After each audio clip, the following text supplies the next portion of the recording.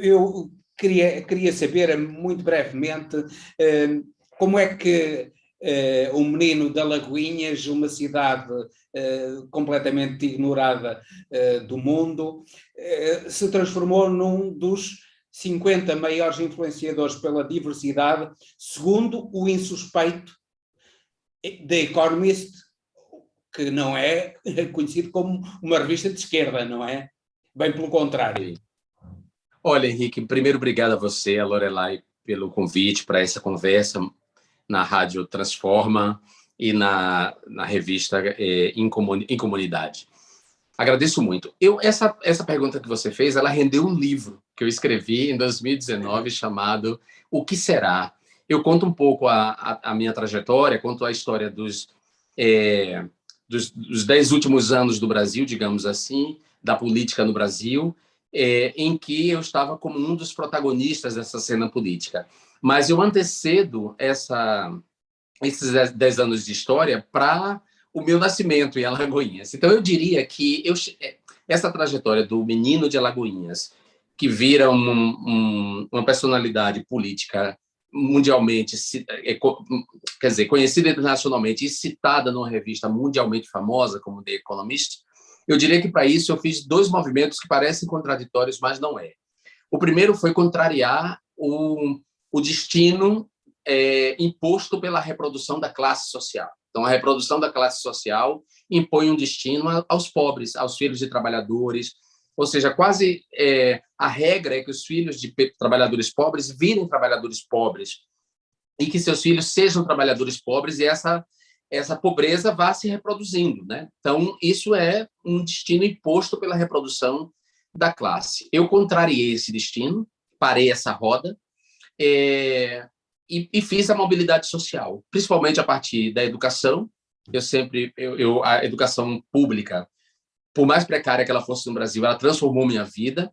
Eu sempre tive uma fome individual de conhecimento e, por outro lado, eu diria que eu confirmei o destino, não o destino da reprodução da classe, mas esse destino mais metafísico, digamos assim.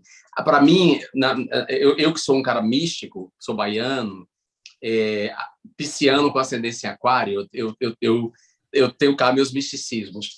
Então, eu acho que havia linhas mestras na minha vida que eu tinha que traçar. Fatos que iriam ocorrer se eu fizesse ou não fizesse. Que iriam ocorrer de qualquer jeito, se eu quisesse ou não quisesse, entendeu? Então, eu digo que essa foi um pouco... Esses foram os 2 principais motivos, digamos assim. Olha, eu queria te perguntar, você agora fora do Brasil, o sentimento que fica para um exilado. Sim. Porque a gente sai do Brasil, né? Mas o Brasil não sai da gente. Então, quais são as suas dificuldades e como é que você lida com as ameaças que, eventualmente, ainda você receba? Olha, Lorelai, o exílio, o Victor Hugo diz isso, né? O exílio é uma longa insônia. Por que uma longa insônia? Porque a gente é desterritorializado, a gente vive o desterro, sai da nossa terra, mas a gente passa a ser, em terra estrangeira, assombrada pelo nosso passado, pelas pessoas que a gente ama, pelos lugares que a gente conhece, né? Principalmente quando o exílio não permite a volta, que é o meu caso, por exemplo. O meu exílio não me permite voltar, a não ser que Bolsonaro perca as eleições no Brasil e que o fascismo saia do poder central no Brasil, deixe de dominar a máquina pública. E aí, o fascismo sendo derrotado, eu terei condições mínimas e uma segurança mínima para poder voltar ao Brasil. Eu escrevi também um livro, assim, parece que eu estou respondendo só com livros, né? Mas eu também escrevi um livro que se chama... Nós estamos no mundo dos livros. Maravilha, Henrique. Eu também sou, não sei se devo dizer isto, também sou escritor. Eu sei. Também tenho livros publicados. Eu sei disso, por isso que eu fiz questão também de citar os livros. Nesse livro, que foi publicado há 2 meses, né, em agosto, eu e Márcia Tiburi fazemos uma reflexão. Márcia Tiburi é filósofa brasileira que está em exílio também, pelos mesmos motivos que eu estou. A gente faz uma reflexão sobre o que é ser exilado nos dias de hoje, em que a gente sofre o desterro, estamos desterrados, desterritorializados, mas, ao mesmo tempo, podemos atuar no nosso país desde tecnologias da comunicação e da informação como essa, que a gente está utilizando para conversar agora. Então, as razões de eu ter deixado o Brasil foram ameaças muito graves de morte contra mim, reiteradas ameaças contra mim, contra a minha família, ameaças... A Polícia Federal, apesar das muitas denúncias que eu fiz, a Polícia Federal não empreendeu uma investigação de peso que identificasse os culpados, as pessoas que estavam por trás, como até hoje também a polícia não encontrou os mandantes do assassinato de Marielle Franco. Marielle Franco era minha amiga pessoal, era minha companheira de partido, era minha colega de domicílio eleitoral, ou seja, e Marielle foi eleita em 2016, quando eu já era deputado federal, eleito para o segundo mandato. Então, a agenda política de Marielle, que Marielle começou a tocar em 2016, era muito parecida com a agenda que eu já vinha tocando internacionalmente, ou nacionalmente. Então, essas ameaças, que sobre ela não pesava nenhuma ameaça até quando ela foi executada, ela não tinha ameaça. Contra mim, sim, existia ameaça. Então, essas ameaças e a deterioração do espaço público para a minha atuação política e intelectual fizeram com que eu deixasse o Brasil, né? Foi uma campanha de difamação muito pesada, de mentiras, teorias conspiratórias, fake news, um horror que não dava mesmo para continuar no Brasil se eu quisesse continuar vivo e atuante. Eu sei que todos sabemos que a sua vinda para a Espanha resulta, no fundo, de um golpe efetuado contra Dilma. Como é que foi orquestrado esse golpe?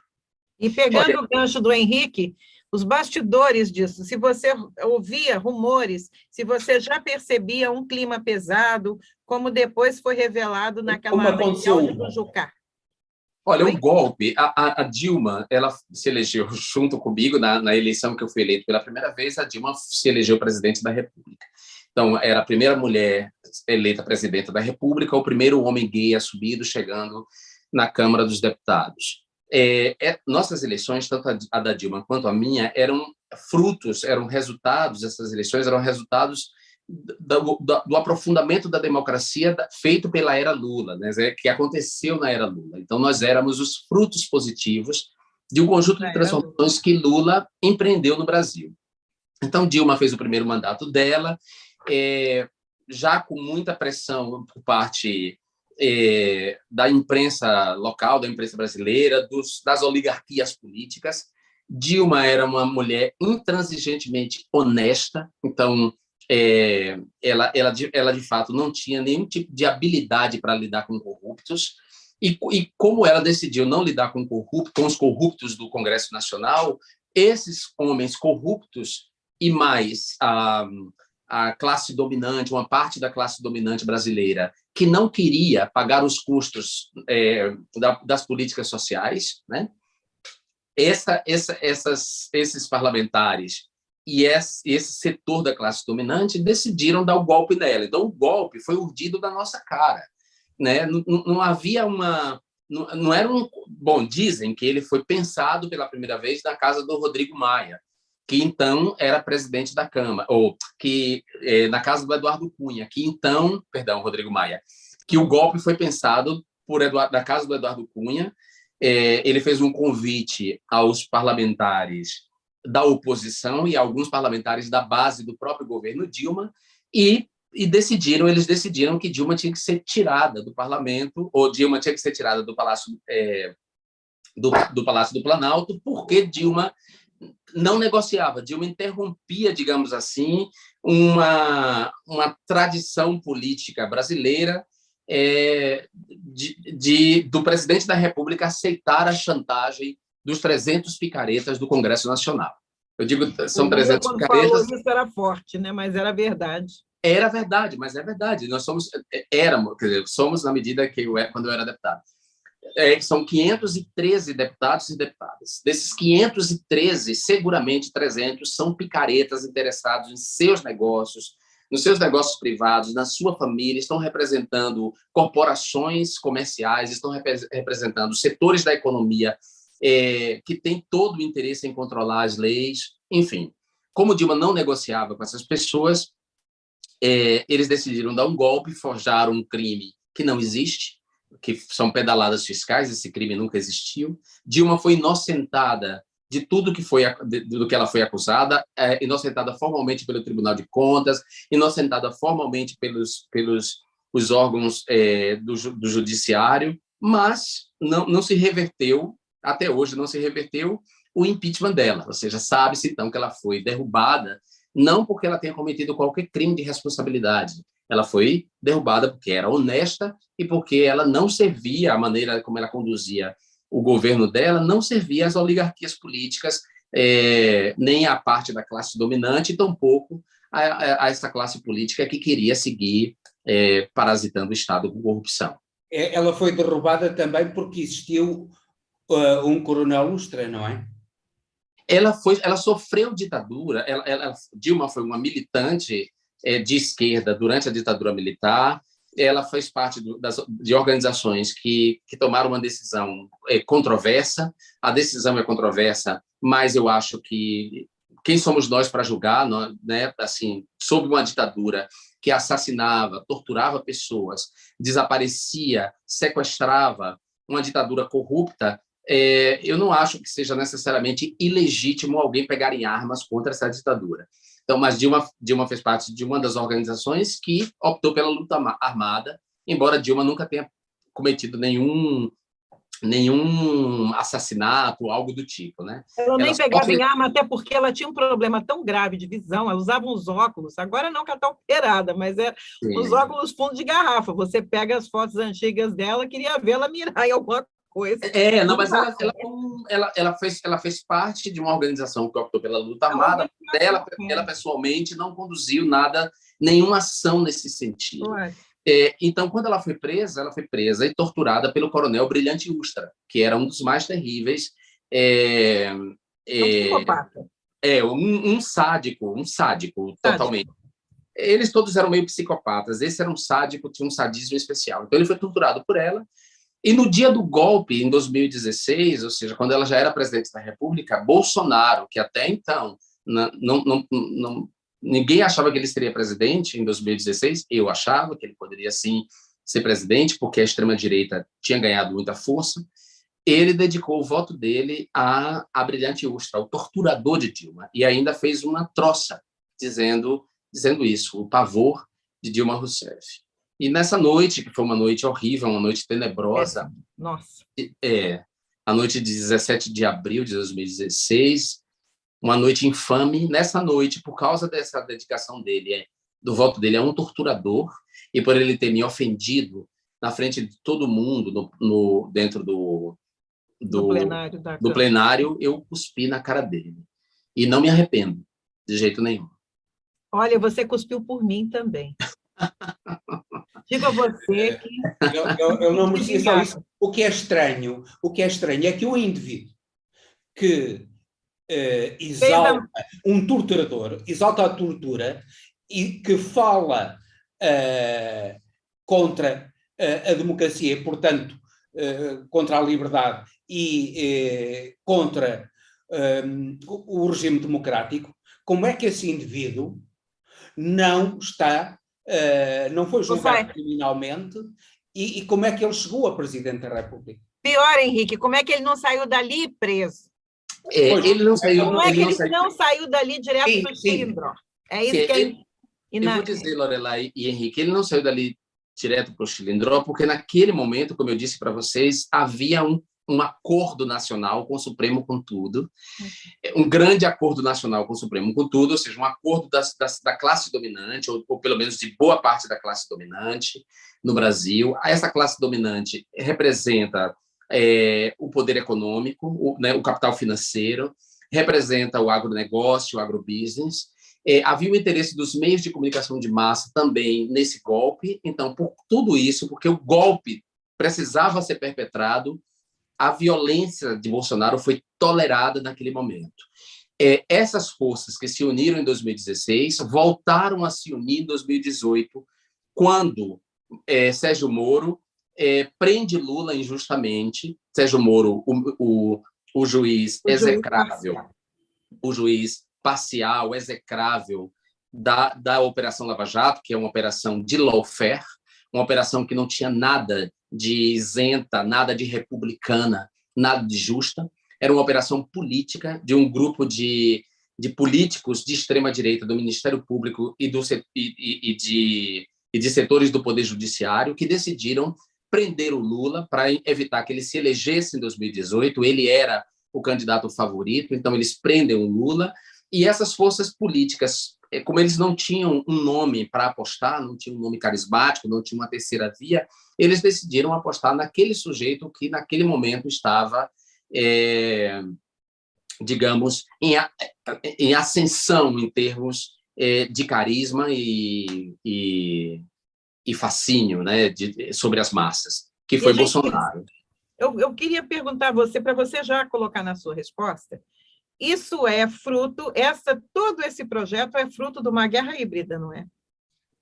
A guerra híbrida é um conceito muito bom, não é um conceito dos anos 80 e diz respeito à maneira como as potências do mundo desestabilizam sistemas políticos, não só pelo meio da força, ou seja, da invasão, como aconteceu no Iraque, como aconteceu no Afeganistão, ou seja, os Estados Unidos invadem esses países sob a desculpa, sob a acusação de que esses países estavam ou abrigando ou desenvolvendo armas de destruição massiva. Ou, por exemplo, a invasão que a Rússia fez da Crimeia, anexando a Crimeia ao território russo. Ou seja, junto dessa guerra quente, digamos assim, há uma guerra fria, que é uma guerra de espionagem e contra-espionagem, uma guerra de desinformação, ou seja, principalmente através dessas novas tecnologias, de uma vigilância completa dos nossos comportamentos, de extração de informações sobre nós, e o uso das leis, que é o que a gente pode chamar de lawfare, que é utilizar as próprias leis ou as brechas, interpretar a lei de modo a condenar uma das posições do espectro político, né? Então, isso é a guerra híbrida. A gente pode dizer que ela foi utilizada, sim, no Brasil. Ela foi utilizada em razão do Brasil ter descoberto o petróleo na camada do pré-sal, ter encontrado a jazida de petróleo na camada do pré-sal. O petróleo, o combustível fóssil, ainda é um combustível que move o mundo e, portanto, as grandes petrolíferas mundiais puseram os olhos ali e queriam botar a mão sobre essa riqueza. E a maneira que encontrou de botar a mão sobre essa riqueza foi fazer essa guerra híbrida, tanto em termos da formação de agentes públicos, como foi o caso de Moro e Dallagnol, que foram para os Estados Unidos fazer cursos de combate à corrupção, até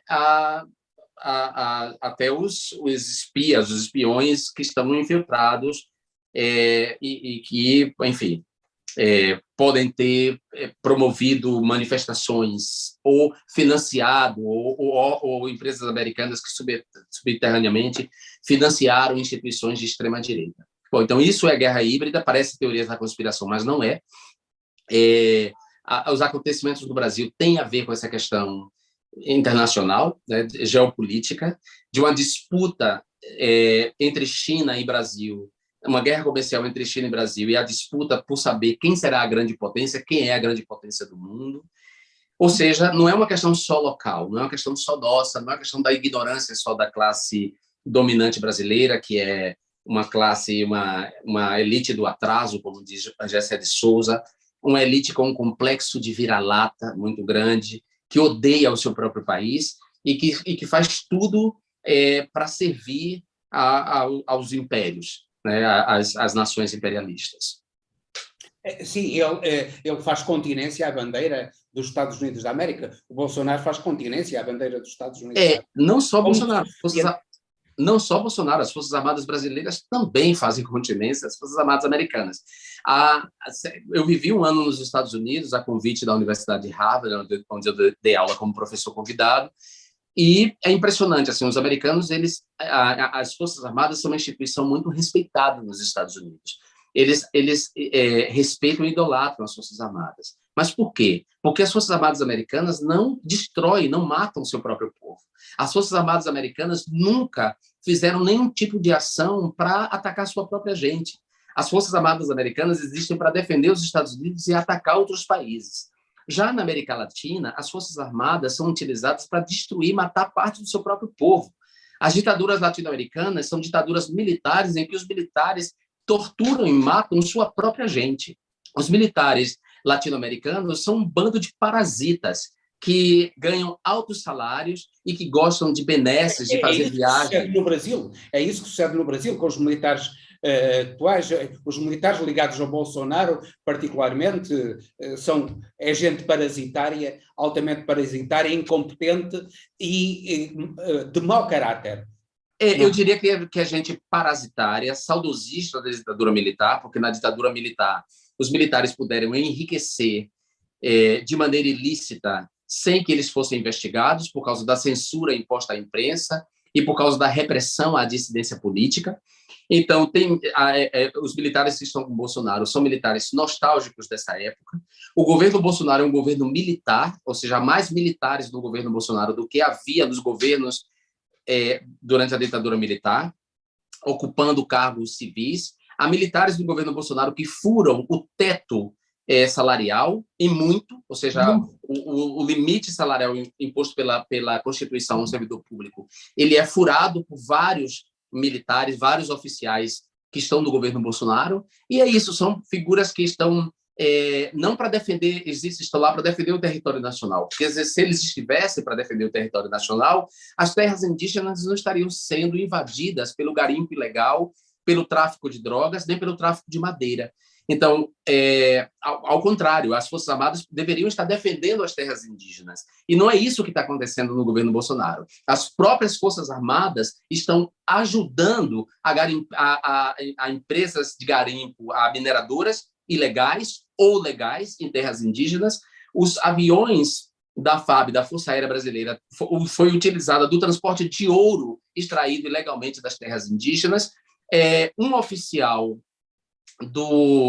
da Marinha, um oficial da Aeronáutica, que integrava um dos aviões da comitiva de Bolsonaro, foi preso aqui na Espanha com 39 quilos de pasta base de cocaína. Ou seja, os militares no Brasil não podem gozar do mesmo prestígio e admiração que os militares americanos gozam, porque eles, boa parte das Forças Armadas, estão envolvidas em corrupção, têm relações com organizações criminosas, não defendem o território nacional e odeiam o seu próprio povo a ponto de torturar o seu povo durante ditaduras. E foi de todo jeito, né? Jovens, mulheres, até crianças foram vítimas. É um fenômeno muito estranho ainda ter metade da população que apoia. Uma nuance neste governo de Bolsonaro é a ligação às seitas neopentecostais, às chamadas igrejas da prosperidade. Há aqui uma necropolítica de Deus neste governo de Bolsonaro e nesta guerra híbrida? Eu diria que há um cristofascismo. Um cristofascismo que engendra e perpetra uma necropolítica, né? Para usar esse termo do Achille Mbembe, que é um termo muito interessante para falar de uma política que não enseja a vida, que não controla a vida, que não administra a vida, mas senão uma política que decide quem morre e quem não morre. Isso é uma necropolítica. Então, sim, o governo Bolsonaro é um governo cujo fundamento está assentado num cristofascismo. Esse cristofascismo ele é composto pelas igrejas neopentecostais fundamentalistas, que são seitas neopentecostais, reacionárias, não são conservadoras, mas sim reacionárias. São seitas que não têm nada a ver com o cristianismo primitivo, não tem nada a ver com o cristianismo, eu diria, porque ainda que eles se autoproclamem cristãs, seitas cristãs... Eu não sei, eles falam de um Cristo pistoleiro. O Bolsonaro falou de um Cristo pistoleiro. Exato, isso não existe, porque Cristo não é pistoleiro. Então, essas igrejas, do ponto de vista teológico, elas estão muito mais ligadas no Deus do Antigo Testamento do que no Deus da renovação proposto por Jesus nos Evangelhos. É pré-cristão, né? É pré-cristão, é uma igreja... É pré-cristão, e ao mesmo tempo... Cristo. Mas, ao mesmo tempo, não é uma interpretação de Deus como os judeus fazem. Então, eles também não herdaram da comunidade, da religião do judaísmo, a relação com Deus. é uma outra relação com Deus que eles estabeleceram. É um Deus bélico, é um Deus egoísta, é um Deus darwinista social, se é que isso é possível. É vingativo. Eu digo, parece uma contradição, porque o darwinismo acabava com a ideia de Deus. Mas eu digo que é Deus ou é um negócio? É um negócio. É um negócio. Deus é o dinheiro. Então, essa é a base do Deus é o dinheiro? Não é. Esta é a minha apreciação, não sei se é a sua também.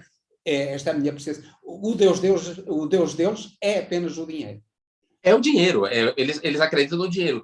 Só que eles são farsantes, eles conseguem enganar as pessoas mais pobres, as pessoas desesperadas, as pessoas que acorrem a essas igrejas, que vão ao encontro dessas igrejas. As pessoas querem abrigo espiritual, essas pessoas querem alguma solução para seus dramas pessoais, para os conflitos da sua alma. E chega nessas igrejas, quando elas chegam nessas igrejas, o preço que eles cobram para dar esse alento, digamos assim, espiritual, é o preço de cobrar dízimo mesmo, de tirar quase tudo da pessoa. A pessoa é obrigada, se ela não tem nada para dar, ela tira a aliança e dá, ela é obrigada a dar objetos pessoais. Essas seitas, elas são um grande negócio, né? Elas são um grande negócio. O escândalo, por exemplo, da Igreja Universal agora com Angola, isso ficou evidente, por exemplo, a corrupção da Igreja Universal do Reino de Deus e o racismo em Angola. Ou seja, sim, o governo Bolsonaro está envolvidíssimo com essas igrejas não pentecostais, da mesma maneira que está envolvido com os grupos paramilitares, as milícias que controlam territórios, principalmente no Rio de Janeiro. Há alguma luz no fundo do túnel, no meio disso tudo? Há alguma saída? Quando a guerra híbrida se une, no fundo, à necropolítica de Deus, a essas igrejas, a esses farsantes, o Brasil tem alguma saída, porque eles têm uma imensa riqueza. Essas igrejas têm uma imensa riqueza, não é? Há alguma saída para o Brasil? Já caiu, mas eu queria até colocar alguns comentários para a gente ler. Jorge Vicente, né, a Helena Rivera, querido Jean, Lore, Henrique, é uma alegria vê-los juntos. Jean, você é um exemplo, a sua cuspida no inominável foi o que lavou a nossa alma naquele dia nefasto. Está vendo? A Áurea Bicalho, verdadeira aula da nossa história, parabéns. Jorge Vicente, cristofascismo, como falou o Fábio Pi. Ele está voltando. Jean, olá. Você aqui foi citado, veja bem. Querido Jean, Lore e Henrique, é uma alegria vê-los juntos. Jean, você é um exemplo. A sua cuspida no inominável foi o que lavou a nossa alma naquele nefasto dia. Aí tem uma pessoa que falou, foi por todos nós, né? Foi por mim, o Jorge Vicente dizendo, a Maíra Rivera dizendo, foi por todos nós. E a Áurea Bicalho dizendo, está sendo uma verdadeira aula da nossa história, parabéns. Obrigado. Cristofascismo, como citou o Fábio Pi, não sei se você conhece, que é um pesquisador lá da Universidade do Rio de Janeiro, que tem uma tese... Nós tivemos já o prazer de entrevistar aqui. Nós já entrevistamos, ele fala sobre o cristofascismo.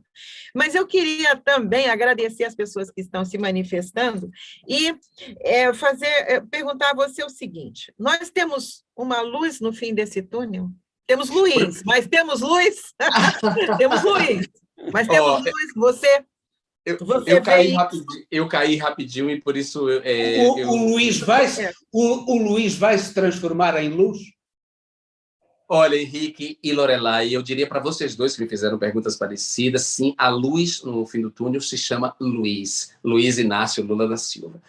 Eu não tenho exatamente a medida de quem você está falando, mas eu vou ouvir até o final para ver se eu pego.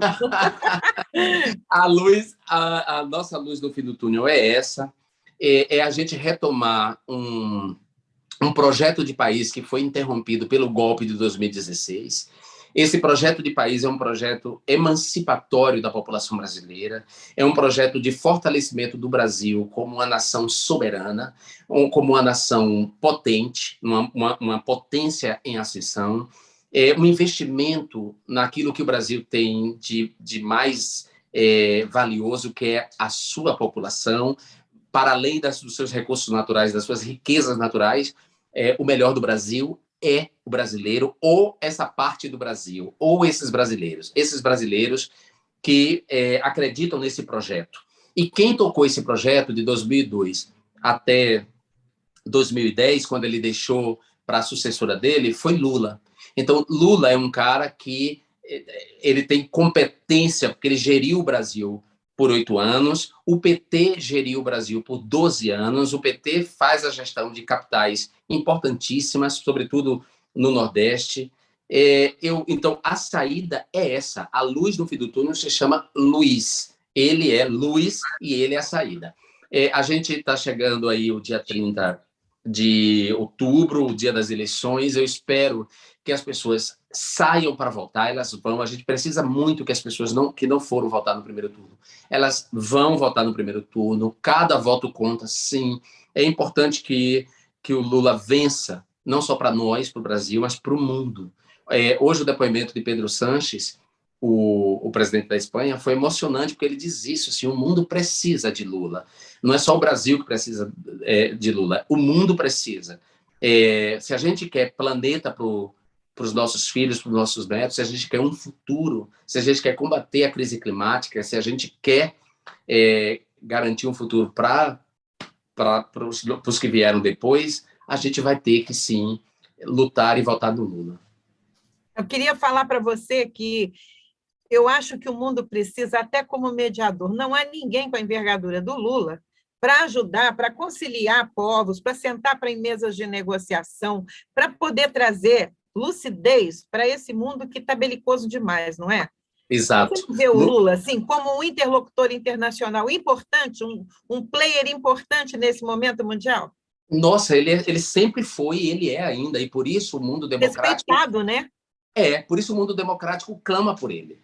Por isso que o primeiro-ministro de Portugal, o prefeito de Roma, a prefeita de Barcelona, ou seja, todo mundo tem declarado, o presidente do Chile, o presidente da Argentina, todo mundo tem declarado apoio a ele, porque, sim, o mundo democrático precisa do Lula, da habilidade de negociação que o Lula tem, do fato do Lula ser um pacifista, do Lula acreditar no Estado Democrático de Direito e, principalmente, ser um sobrevivente de uma campanha horrível de lawfare e de difamação, a qual muitos políticos podem estar sujeitos no mundo inteiro. Então, Lula virou um exemplo mundial de vítima de uma injustiça. Então, ninguém quer que essa injustiça se repita em outros lugares.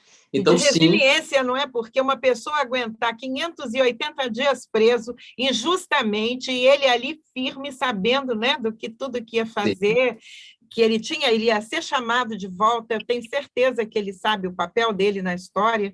E eu queria perguntar a você, com base nisso, como é que você, diante desse povo que se encanta com esse canto de sereia de Bolsonaro, que eu não sei como é que alguém se encanta com aquilo, que recado você tem para essas pessoas? E para quem vai votar no domingo, você chamou já para votar a pessoa? Eu acho que é um momento que a gente não pode se abster, nem que caia canivete aberto, a gente tem que ir. É o nosso campo de luta, né? E o que você tem? Não é só um direito, é um dever. É um dever. E, sobretudo... Pela dignidade dos brasileiros. Para a gente recuperar o país, porque se há alguém que pode conciliar esses antagonismos, eu vejo que é o Lula. O que você tem para a gente... Olha, eu acho que você tem toda a razão. O Lula é essa figura que pode costurar, pode suturar essa radicalização que o Brasil está sofrendo e que também está acontecendo em outras partes do mundo, né? Mas no Brasil, de maneira mais evidente. Então, o Lula é importante para suturar essa radicalização. Como a gente já disse aqui, o Lula é importante para a democracia no mundo, para o futuro do planeta.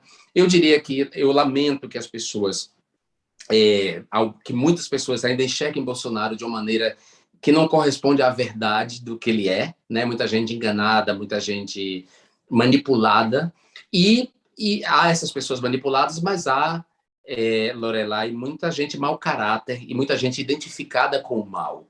Então, a gente nunca pode esquecer disso também, que a humanidade ela pode se identificar com o mal. A Alemanha nazista, a Itália fascista, são os dois aí, ou se a gente pensar também os crimes de Stalin na União Soviética, ou pensar os crimes do Pol Pot no Camboja, ou seja, sim, a humanidade pode se identificar com o seu lado mais escuro, com o seu lado maldito, com a sua parte mais sombria. O bolsonarismo é a identificação dos brasileiros, de parte dos brasileiros, com a sua metade mais sombria, mais sádica, mais racista, mais homofóbica, mais misógina, mais classista, sabe?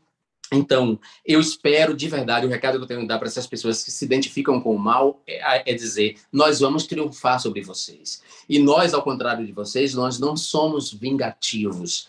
Então, nós não vamos empreender uma vingança. Nós vamos desbolsonarizar o Brasil. Como a Alemanha se desnazificou, nós vamos desbolsonarizar o Brasil. E a maneira de desbolsonarizar o Brasil é com educação de qualidade, emancipadora, com investimento maciço em cultura e com o convite às pessoas a pensar, né? Pensar não dói. Exercite a sua capacidade de pensar por você mesmo, deixe de se manipular, não se deixe manipular por fake news, por mentiras, vá em busca dos fatos, seja uma pessoa decente nesse mundo. A gente tem que deixar o mundo melhor para as pessoas, para as crianças, mas a gente precisa deixar pessoas melhores para o mundo. Então, seja você uma pessoa melhor para o mundo. É isso. Eu quero agradecer muito, porque eu tenho que correr para minha Nós sabemos, nós queremos também te agradecer. Só uma última coisa. A Damares referiu que era uma luta, que no Brasil se travava uma luta entre o bem e o mal. Efetivamente ela tem razão. Só que o mal, é a única vez que eu concordo o mal e o cinismo, o mal cínico, é ela e o Bolsonaro e aqueles que apoiam aquele governo de que eles fazem parte. Exatamente, o mal é a seita deles, né? Uma seita política medonha, corrupta, mentirosa, baseada na mentira. Damares é uma mentirosa compulsiva. Bolsonaro é outro. Essas pessoas, elas mentem descaradamente. Me espanta que tanta gente minta e minta descaradamente da mesma forma. Então, dizem que o diabo é o pai da mentira. E a mentira é a grande ameaça à sociedade, à fraternidade, ao amor entre nós, né? Então, vamos sim triunfar nessa luta sobre a mentira e sobre esse mal. Um abraço. Olha, tenho muitas perguntas aqui para você, mas a gente vai ficar para a próxima vez, não é? Fica já convidado para uma nova conversa no futuro, depois das eleições e depois de se abrir essa luz no fundo do túnel para o Brasil. Um grande abraço e muito obrigado, Januíno. Muito obrigado. Amém. Lore, um abraço, Henrique. Obrigado. Muito obrigado. Um grande abraço. E vamos diga, Lorelai, diga às pessoas que eu vou voltar para o programa para responder as perguntas. Tá, um prazer. Tá muito bom? Obrigado, um prazer enorme falar com você e todas as pessoas que nos viram e nos seguiram até agora. Muito obrigada e até o próximo. Até o próximo. Um abraço. Tchau.